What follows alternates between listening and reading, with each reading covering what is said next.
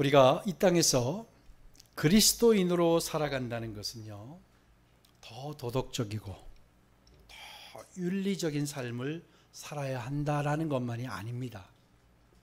사실 그리스도인의 삶이란 더 윤리적이고 도덕적으로 살아야 한다라는 것이 아닙니다. 그렇다고 해서 윤리적이고 도덕적으로 살지 말라라는 이야기가 아닙니다.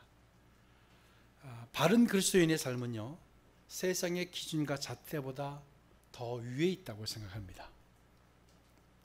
바로 주님의 말씀 속에서 성령의 인도하심을 쫓는 것을 의미합니다. 그리스도인의 삶이 뭐냐? 주님의 말씀 속에서 성령의 인도하심을 쫓아 사는 것을 말합니다. 그렇다고 해서 윤리적이고 비도덕적이지 않는 삶을 살라는 게 절대 아닙니다. 아시죠? 우리에겐 더 높은 기준의 윤리와 도덕의 기준을 우리에게, 세상은 우리에게 요구하고 있어요. 그런데 정말 그리스도인의 삶이라고 하는 것은 말씀 속에서 성령의 인도하심을 쫓는 것을 의미합니다. 그래서 그리스도인들이 이 땅을 살면서 집중하고 주목해야 되는 것이 뭐냐? 우리를 향한, 나를 향한 하나님의 뜻입니다.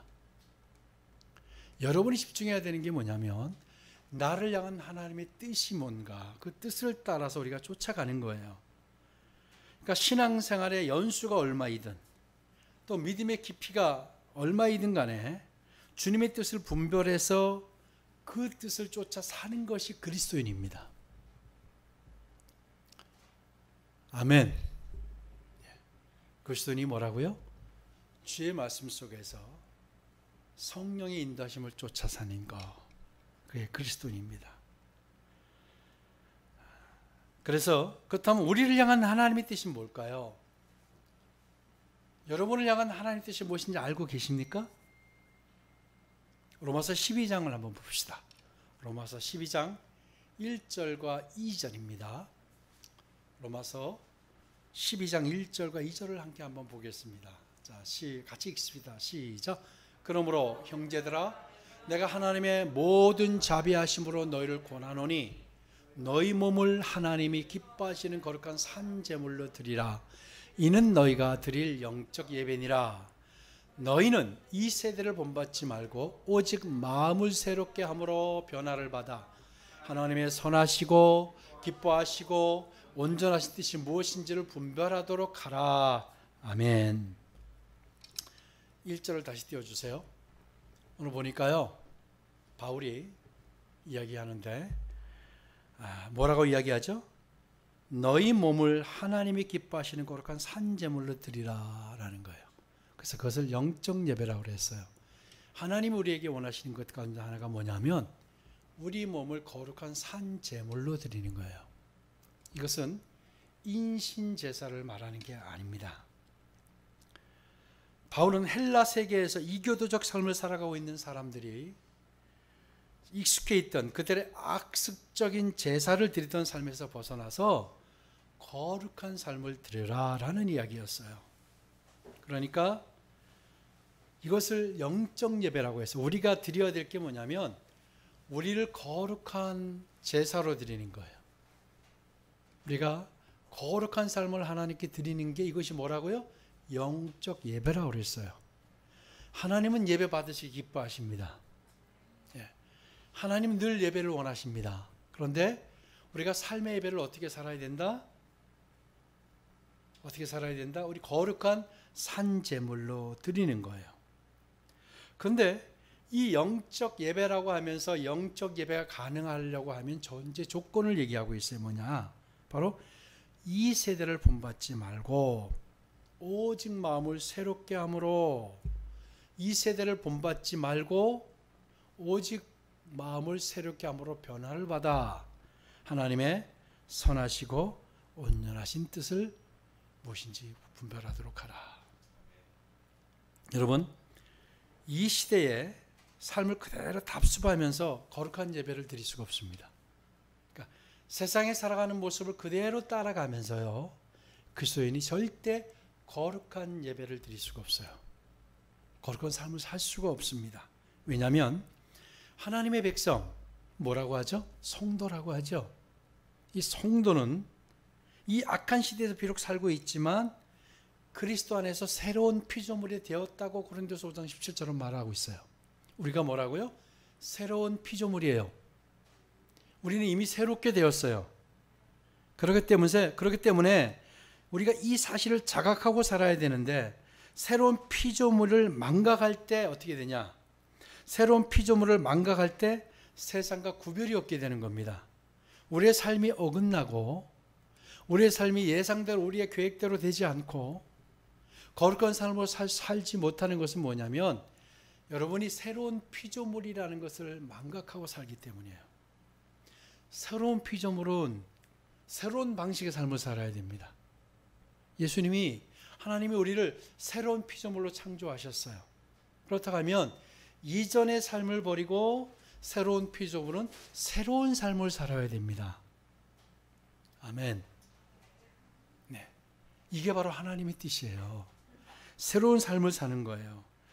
만약에 우리가 새로운 피조물임을 망각하고 살게 되면 예수 그리스도의 피 흘림의 제사가 소용이 없는 거예요. 우리가 여전히 옛사람의 모습으로 산다면 정말 우리는 새로 지음받은 존재라는 것을 늘 인식하고 살아야 합니다. 그렇다면 우리를 향한 하나님의 뜻이 뭘까요? 데살로니가전서 5장 16절 18절은 이렇게 밝히고 있습니다. 데살로니가전서 5장 16절 18절 우리 같이 한번 읽읍시다. 시작. 항상 기뻐하라. 쉬지 말고 기도하라. 범사에 감사하라. 이것이 그리스도 예수 안에서 너희를 향하신 하나님의 뜻이니라. 아멘. 여러분, 예수를 믿은 여러분, 이 말씀을 모르는 분이 없죠? 모르는 분이 없죠? 하나님의 뜻이 뭐라고요? 항상 기뻐하라. 여러분, 항상 기뻐하라. 이것은 어떤 상황, 어떤 일을 겪게 된다 할지라도 기뻐해야 된다는 거예요. 근데 이게 좀처럼 쉽지 않습니다. 어떤 일을 만나도 기뻐해야 되는데 기뻐하지 않아요. 그런데 여러분, 우리는 어떤 존재라고 그랬어요? 새로운 피조물이다. 로마서 8장 28절을 볼까요? 로마서 8장 28절 우리 같이 한번 읽읍시다. 시작. 우리가 알거니와 하나님을 사랑하는 자 곧 그의 뜻대로 부르심을 입은 자들에게는 모든 것이 합력하여 선을 이루느니라. 아멘. 자, 우리의 삶은 선을 이루게 되어 있어요. 아멘. 하나님은 우리의 삶이 선을 이루도록 돕고 계세요. 하나님을 사랑하는 자, 곧 그 뜻대로 부르심을 입은 자들에게는 모든 것이 합력하여 어떻게 된다? 선을 이룬다. 여러분, 항상 우리가 기뻐해야 되는 이유가 뭐냐면 하나님의 신실하심은 끊임없이 우리를 향하고 계세요. 그래서 우리가 일희일비할 수 없는 거예요. 여러분, 그리스도인 중에 가장 어리석은 자가 누군지 아세요? 일희일비하는 자예요. 어려운 일을 만났다고 슬퍼하고 힘들어하고 무너지는 거예요. 왜? 여러분, 우리의 인생을 우리가 어떤 사람의 대화를 듣고 어떤 사람을 평가할 때 한 부분만 딱 떼어내면 문제가 생기죠. 우리 언론이 그렇잖아요. 한 부분만 얘기하면 전체 맥락을 얘기하지 않고 한 부분을 얘기하면 많은 오해가 생겨요. 여러분, 우리의 삶을 한 순간, 한 시점만을 보시면 안 돼요. 그리스도의 삶은 하나님이 전체를 조망하고 계시고 전체를 인도하고 계세요. 그래서 우리가 순간순간 무너져서는 안 된다는 거예요. 모든 것이 합력하여 선을 이루게 하시는 하나님 끊임없이 우리를 향하고 계세요. 그렇기 때문에 우리가 항상 기뻐하라 라고 한 거예요. 항상 기뻐하라. 여러분이 기쁨의 에너지를 아실 거예요. 여러분 삶이 내가 늘 기뻐하고 감사하고 이런 에너지를 갖고 사는 사람과 다 무너져 있어요, 삶이. 여러분, 사실은 사람들이 이렇게 옆에 모이게 되는 일 가운데 하나가 뭐냐면 그 사람에 있는 에너지 때문이기도 해요. 그 사람이 가지고 있는 기운, 에너지, 긍정의 힘, 그리고 생명이 있기 때문에 사람들이 모여드는 거예요. 그렇기 때문에 여러분 항상 어떻게 살아야 된다? 항상 기뻐해야 돼요. 이건 하나님의 뜻이에요. 항상 기뻐하라. 그리고 뭐라고 그랬어요? 쉬지 말고 기도하라. 예수님의 삶을 보면 정확히 알 수가 있어요. 쉬지 말고 기도하라고 했어요. 그런데 이 얘기는 시간이 나면 기도하라는 말이 아니에요. 시간이 될 때 기도하라는 말이 아니에요. 쉬지 말고 기도하라는 말은 예수님이 기도를 어떻게 하셨어요? 습관과 같이 하셨어요. 그렇죠? 그리고 여러분 잘 알고 있는 다니엘은요, 다리오 왕의 칙령에도 불구하고 하루에 3번씩 창문을 열고 예루살렘을 향해 기도했어요. 기도는 어떻게 해야 된다? 늘 해야 되는 거예요. 그러니까 우리가 늘 하지 못하기 때문에 기도를 시간만 되면 기도해야 되는데 시간만 되면 기도하지 못하기 때문에 우리의 삶이 정말로 하나님의 신비로운 능력을 다 경험하고 못하고 사는 거예요. 기도를 어떻게 해야 된다? 쉬지 말고 하라. 그리고 뭐라고 그랬어요? 범사에 감사하라. 여러분, 좋은 일이 생기고 예상하지 못한 기쁜 일이 생기고 이렇게 일이 생기면 감사하지 않을 사람은 없어요. 다 감사해요. 행복해요.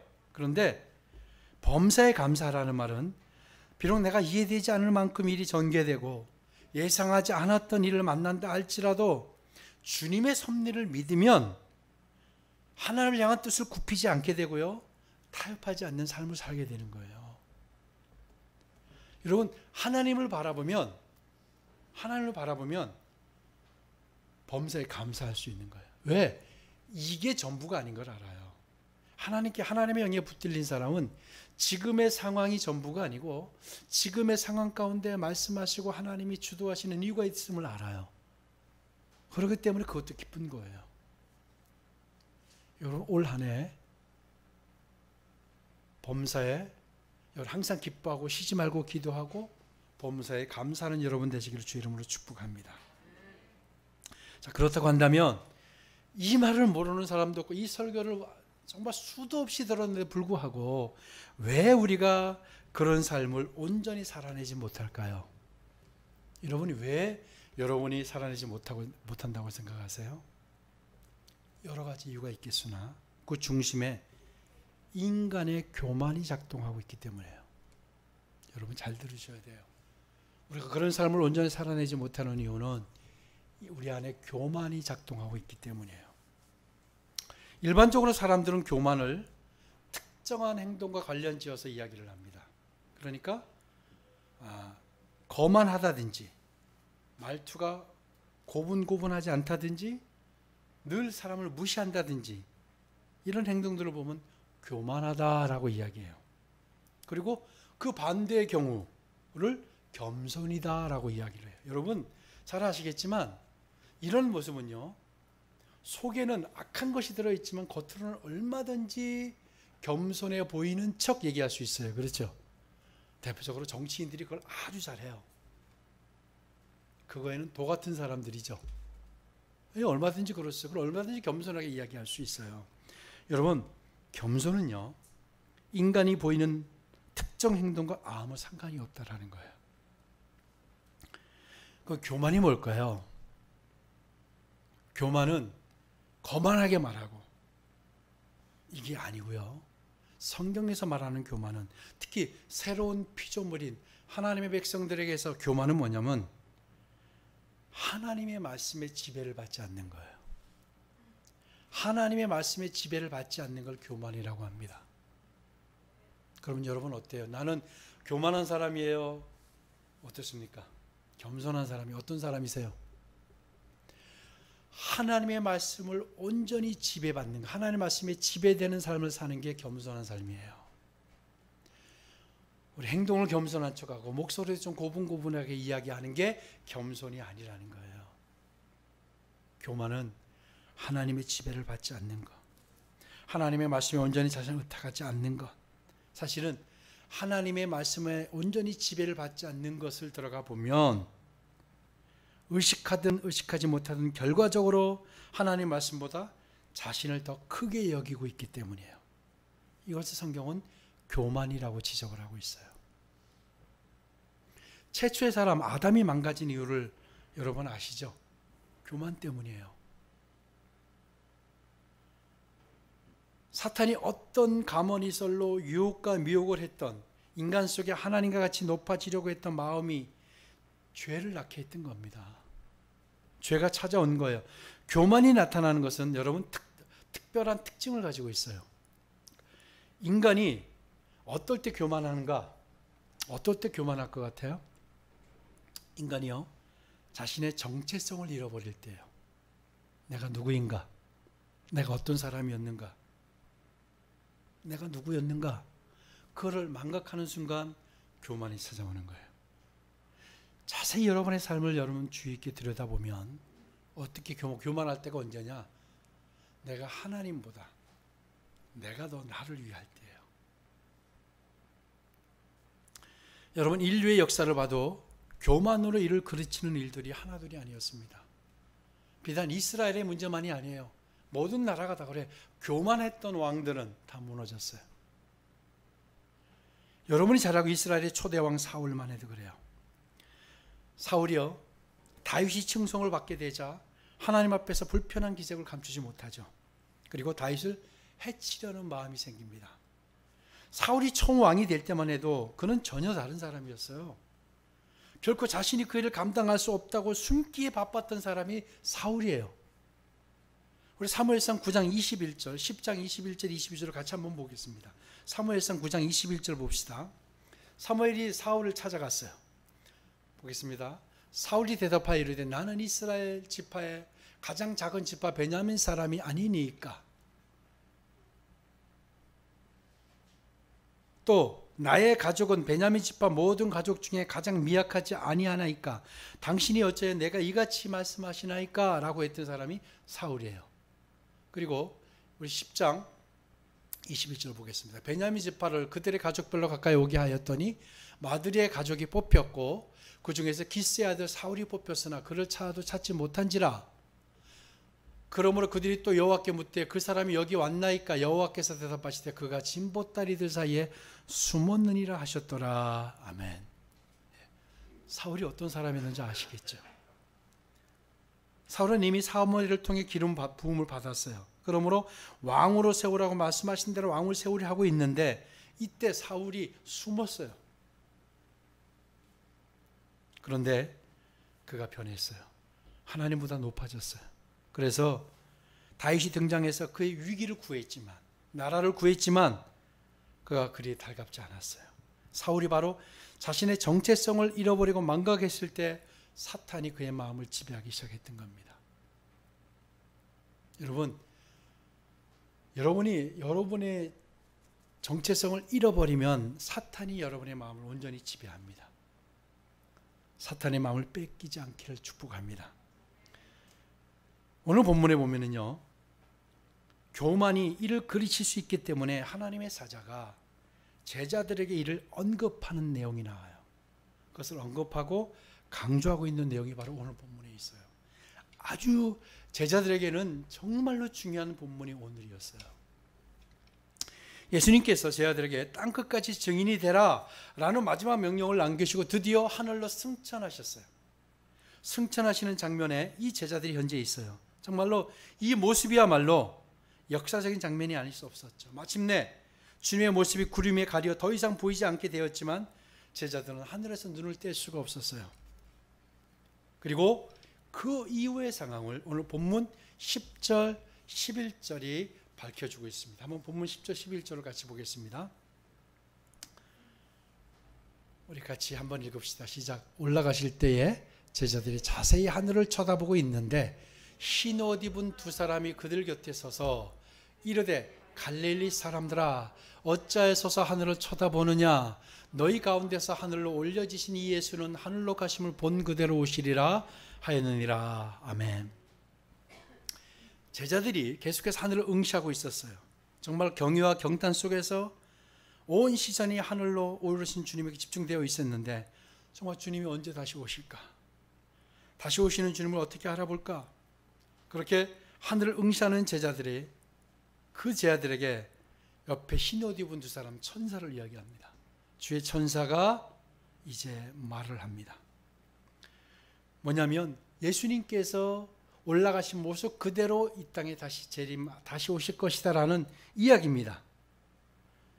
이 구절의 의미가요, 제자들이 승천하시는 장면 그대로 다시 재림하신다는 의미하는 겁니다. 근데 여러분, 승천하신 주님이 2000년이 지났지만 지금 아직까지 올라가신 모습 그대로 재림하지 않으셨죠. 예수님께서 언제 재림하겠다고 이야기한 사람 너무나도 많았어요. 근데 아직까지 재림하지 않으셨어요. 자, 그렇지만 주님께서 제자들 이후에 오순절 날에 강력히 임하셨죠. 강림하신 성령님으로 지금도 우리와 함께 하고 계십니다. 아멘. 다시 오신다고 하신 예수님께서 바로 오순절에 성령으로 임재하셔서 강림하셔서 우리와 함께 계십니다. 그리고 종말의 날에 이르면 몸을 지닌 채 승천하신 모습 그대로 다시 오실 겁니다. 그럼 그때까지는 주님의 영이신 성령님께서 우리와 함께 하시며 우리의 삶을 진리의 빛으로 조명하시는 거예요. 자, 그렇기 때문에 우리가 이 땅에서 주님의 말씀 속에서 성령님의 인도하심을 쫓아 살아야 한다는 거예요. 지금 우리가 어떻게 살아야 되냐? 주의 말씀 속에서 성령의 인도하심을 쫓아 살아야 된다. 이게 그리스도의 삶이라고 말씀드렸죠. 이렇게 살아야 한다는 거예요. 그런데 제자들이 주님의 승천 모습을 바라보고 있는데 천사들이 그들을 이렇게 부릅니다. 볼까요? 뭐라고 그랬어요? 제자들이요, 혹은 사도들이요 라고 말하지 않았어요. 11절에 보면 뭐라고 그랬어요? 갈릴리 사람들아 라고 했어요. 갈릴리 사람들아. 당시 천사들이 부른 헬라어는요, 안드레스 갈릴라이오이라고, 이것은 갈릴리 출신의 사람들, 갈릴리 사람들이라는 의미입니다. 여러분, 강원도 사람이라고 하면, 나는 강원도 사람이야 라고 하면 이게 무슨 말이죠? 강원도에 태어나서 강원도를 고향으로 여기는 사람을 강원도 사람이다 라고 우리가 얘기를 합니다. 그럼 왜 천사들이요, 제자들이라고 부르지 않고 이렇게 불렀을까요? 궁금하지 않으세요? 여기는 주님의 큰 뜻이 담겨 있습니다. 그 극적인 순간에 천사들은 제자들에게 그들의 정체성을 다시 알게 하시려는 거였어요. 갈릴리 사람들아. 여러분, 비록 잠시는 십자가의 사건 그 즈음에 제자들이 잠시는 부끄러운 일을 했어요. 그렇지만 다시 한번 주님이 부활하신 후에 품어주시고 용서하셨어요. 그리고 그들의 큰 사명을 안겨주셨어요. 근데 이 예수님이 승천하시는 장면에 그들이 얼마나 가슴이 뜨거웠겠습니까? 정말 가장 중요한 때입니다. 그때 그들을 향해서 천사들이 갈릴리 사람들아라고 한 것은 우리가 갈릴리가 어떤 의미가 있는지 우리가 먼저 파악을 해야 됩니다. 여기 갈릴리는요, 당시 빈민들이 모여 살던 곳이었어요. 우리가 생각할 때 갈릴리는 정말 좋은 동네가 아니에요. 빈민들이 모여 살던 곳이에요. 가난과 무지와 보잘것없는 사람들의 상징과 같은 곳이 바로 갈릴리였습니다. 그런 곳의 출신들을 예수님이 직접 뽑으시고 제자들로 뽑으시고 훈련하시고 승천하시면서까지 목격하게 하시고 그리고 그들에게 제자로 선택하셨어요. 자, 그런데 여러분, 앞으로 제자들의 삶이 어떻게 변하는지 알고 계시죠? 그 시간 이후에 제자들은요, 180도 다른 삶을 살게 돼요. 그들이 안진병이를 일으키니까 안진병이가 일어나고요. 병자를 보고 그들이 명령을 하니까 일어나고요. 그들이 설교할 때 하루에 3,000명, 한 번에 5,000명이 회개하고 주님께 돌아오는 엄청난 역사가 일어났어요. 우리는 이미 이 사실을 알고 있어요. 앞으로 이 일이 일어나야 될 일들이에요. 전 세계를 향해서 복음이 흩어져 나가야 되는 시점이에요. 그 시점에 바로 이 천사가 제자들에게 갈릴리 사람인 것을 너희들이 기억해라. 너희들의 정체성이 누운 것을 기억하지 않으면 이들은 교만으로 살아갈 수밖에 없었기 때문에 갈릴리 사람들아. 여러분, 사사기를 우리가 오랜 시간 나누었어요. 사사기 이야기가 뭐죠? 사사기 하나님께서 끊임없이 반복적으로 이야기한 게 있어요. 뭔지 아세요? 너희를 구원하신 걸 기억해라. 그들의 삶이 무너졌고 망가지고 정말 그들의 삶이 다 뒤틀어져 있었어요. 우상으로 달려갔고 우상이 한두 개의 우상이 아니에요. 그런 사람들에게 뭐라고 했어요? 하나님께서 사사를 통해서 끊임없이 너희를 구원하신 하나님을 기억해라. 계속해서 하신 이야기가 그거예요. 여러분, 우리가 우리의 정체성을 잃어버리면 2022년을 우리가 실패합니다.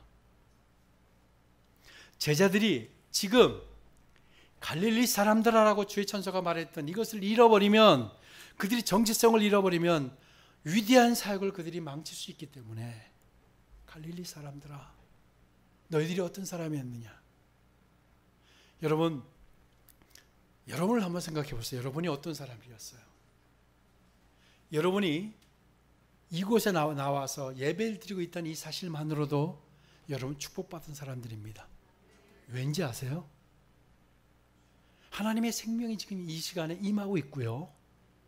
그리고 여러분 하나님의 비밀을 지금 듣고 계시는 거예요. 하늘의 비밀을 들은 여러분들이에요.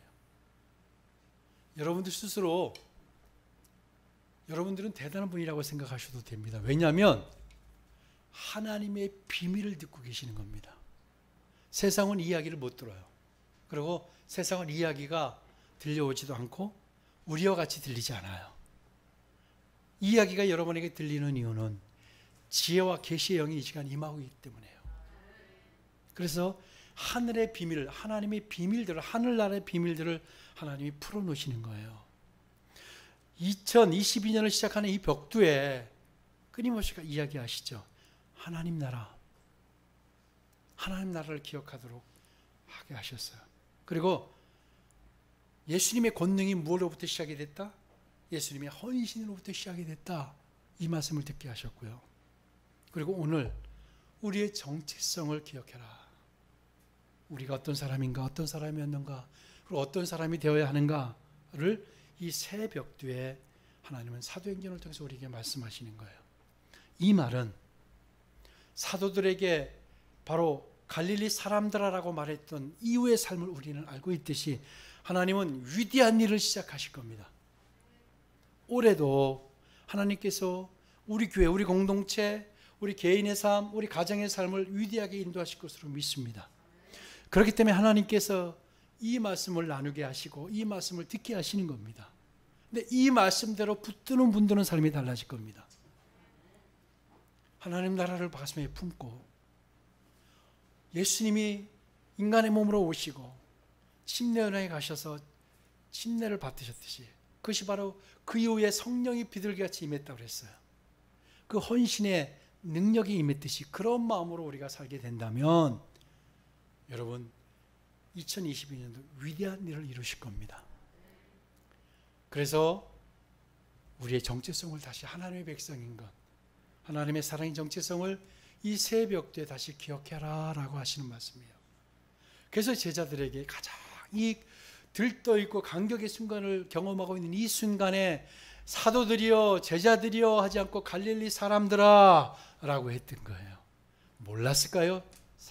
선사가 알았어요. 그렇지만 갈릴리 사람들이었던 걸 다시 기억하고 너희들이 준비해라. 그래야만 사도행전을 써내려갈 수 있다라는 이야기였어요. 그래서 여러분 우리의 삶이 혹시 여러분의 삶이 많이 헝클어져 있고 여러분의 삶이 혹시 그렇다고 한다면 내가 누구인가를 망각했기 때문이에요.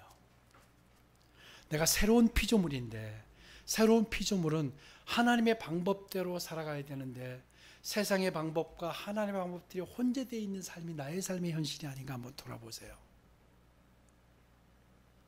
그런데 여러분 새로운 피조물은 새로운 모습으로 새로운 방법으로 살아가야 되는 게 우리의 삶이에요.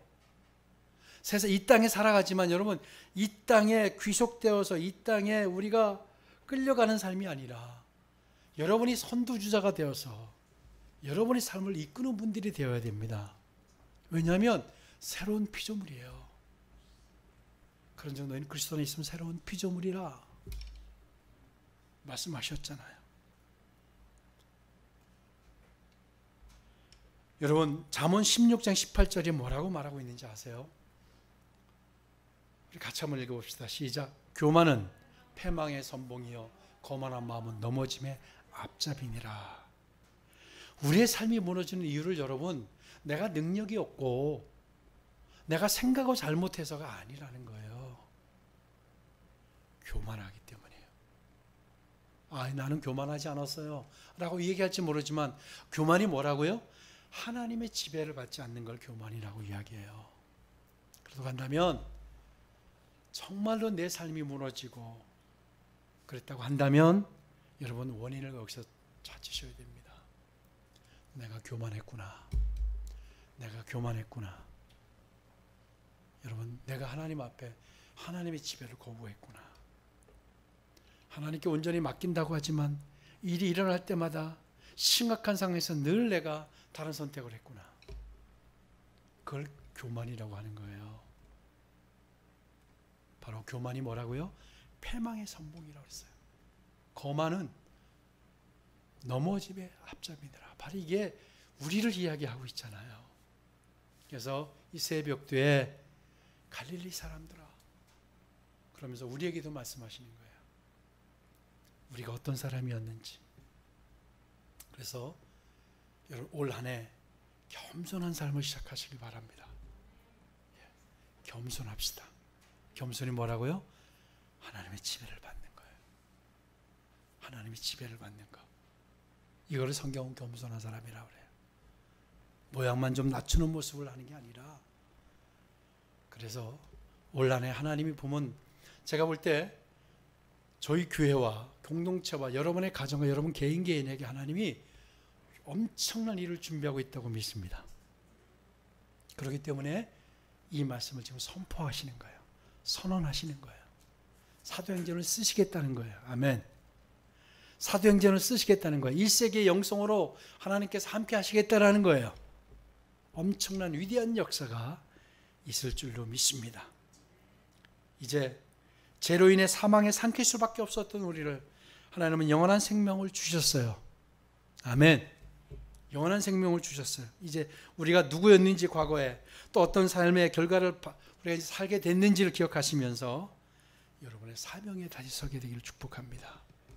그래서 선사가 제 아들에게 갈릴리 사람들아 얘기했듯이 이것을 기억하면서 올 한 해 위대한 일을 여러분 이루십시오. 정체성을 망각하지 마시고, 교만하지 마시고, 교만하지 않는 삶을 여러분 세우시길 축복합니다. 제가 12월 달에 한번 부를 거예요. 1월 달에 어떤 말씀을 제가 전했나요? 교만하지 말라 그랬어요. 여러분 꼭 이거 붙이시면 됩니다. 여러분 교만하지 않으면 됩니다. 하나님 앞에서 겸손한 삶을 세우기를 주의 이름으로 축복합니다. 우리 그렇게 기도하겠습니다. 하나님, 제가 교만했습니다. 돌아보니 정말 교만한 삶을 살았습니다. 이제 겸손한 삶으로 세우겠습니다. 우리 한번 같이 기도합시다.